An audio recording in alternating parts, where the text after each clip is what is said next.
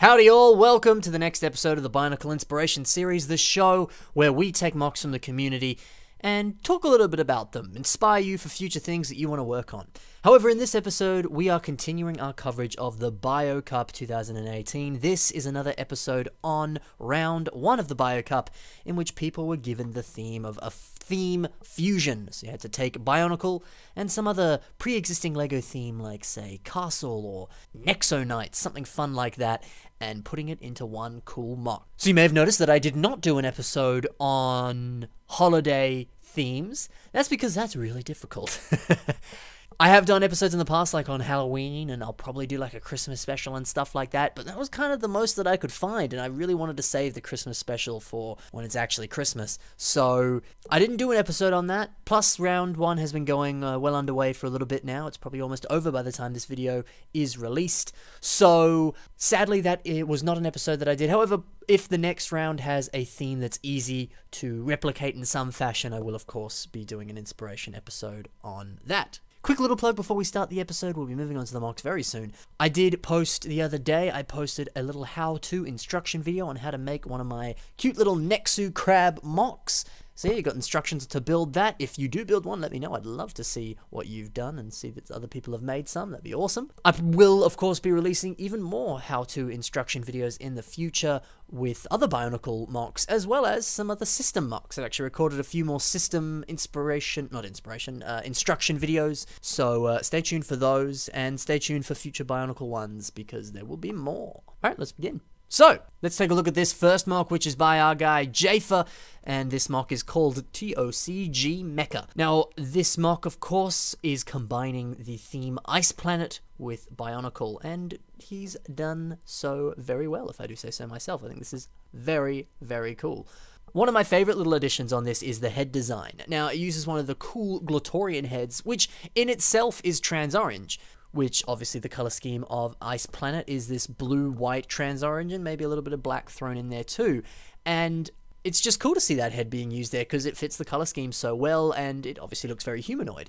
And Jafer's done something very clever in just sort of adding a little bit of extra detail on there with some parts to make a custom head, and it works very effectively. Shaping and texture-wise, it flows with the rest of the mock quite nicely, and it's surprisingly simple. I think that's really awesome. Sometimes I've found with like Metru heads, Glatorian heads, even some of the newer G2 Bionicle head pieces, the sort of pre-existing molded parts, I don't know, sometimes they can be a little bit more difficult to shape a mask around, and sometimes it's easier to just use like system or a whole bunch of other random pieces to make an actual custom head on itself. But actually doing that, making a really effectively designed custom head like that over the top of a Glatorian head is, I think, is something he should be very proud of. I think that's really, really effectively and nicely done. And it's also cool too how it kind of almost looks a bit like an eye, but it also doesn't. You know, this sort of white dish here, you could sort of see it as a bit of a, like a kind of big eye. But I don't know, I also sort of look at it as, you know, doesn't actually have eyes, he sort of sees through, you know, like ultrasonic or infrared or something like that, something cool. So yeah, it's kind of a bit of character forming as a result. I think it's awesome. Sort of it's funny how in that ambiguity there is actually character coming out. I think it's really awesome. Something else that's really awesome is the cool trans-orange chainsaw that we see here. Actually quite cool because in the episode I did on theme fusions before this round started, we did actually speak about another Ice Planet mock, so it's cool to see how someone else has made this trans-orange chainsaw here. There's something I really, really love about the design of this trans-orange chainsaw thing. One is the fact that it's sort of a part of the arm, it's very robotic and cool, I like that. But the other thing I like is just that it uses flex tube. Now flex tube is, it's such a beautiful piece to use, whether you're building a system mock or a Bionicle mock. It's so versatile because you can bend it and shape it in whatever fashion you want. And you can do awesome stuff like this, where you make a chainsaw type weapon or something like that.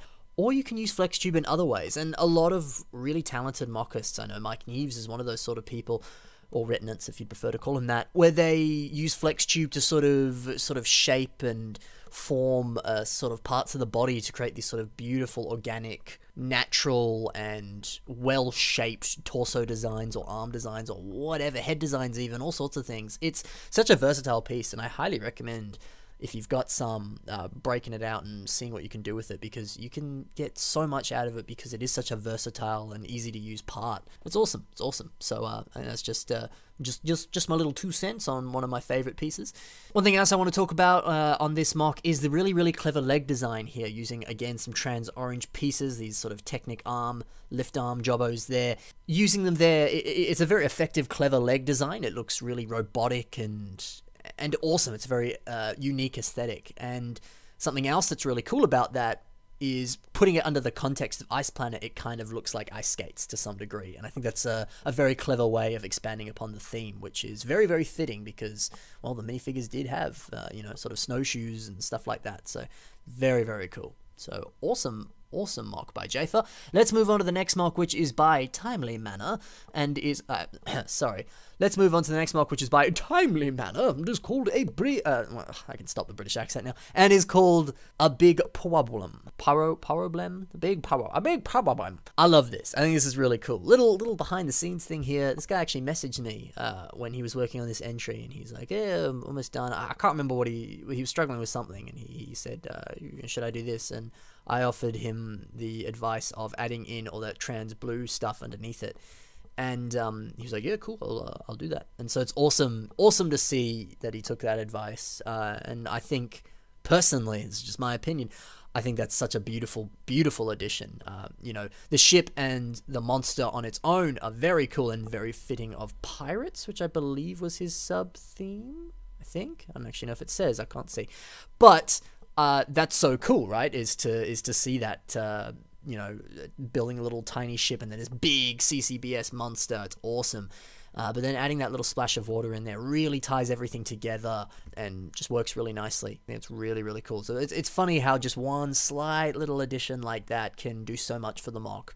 Even in terms of like this, where it is just placed under it, it's more for presentation. It just works really, really nicely. So it's cool that this is, in a way, a kind of a micro-scale mock to a degree. We see a smaller scale ship and then partnering that with what's typically a sort of smaller monster, putting it with something that is even smaller.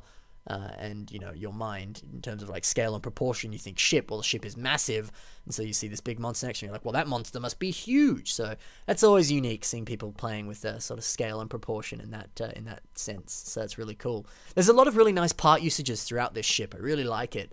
One of my favorite little additions here is using these new snowshoe pieces there on the back of the ship. Just the texture on them, it looks like a typical window or something that you would see on a pirate ship. I just think that's a really nice way of playing with the texture on that part. I think that's awesome.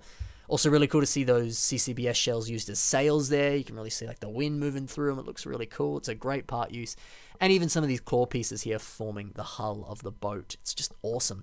Also really cool to see that a lot of it seems to be held together with rubber bands. Always cool to see people using rubber bands because it's just a great way to, put some parts together if you're struggling with the connection. It's purist, technically, so it's awesome. Let's move on to talking a little bit about the shaping and just overall really solidly designed sea monster here. I love what he's done. Love this little sort of evil tooth design there, which is quite simple, just using those boat studs and some claws there to create that, and then finding some way to connect it in the back.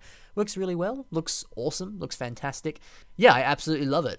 It's surprising how simple some aspects of it are, like the tentacles that it's got coming out, but that's not a problem in my eyes. I think that's really effective and flows well with everything and just looks good. It's just awesome. So very nicely done, Mr. Timely Manner.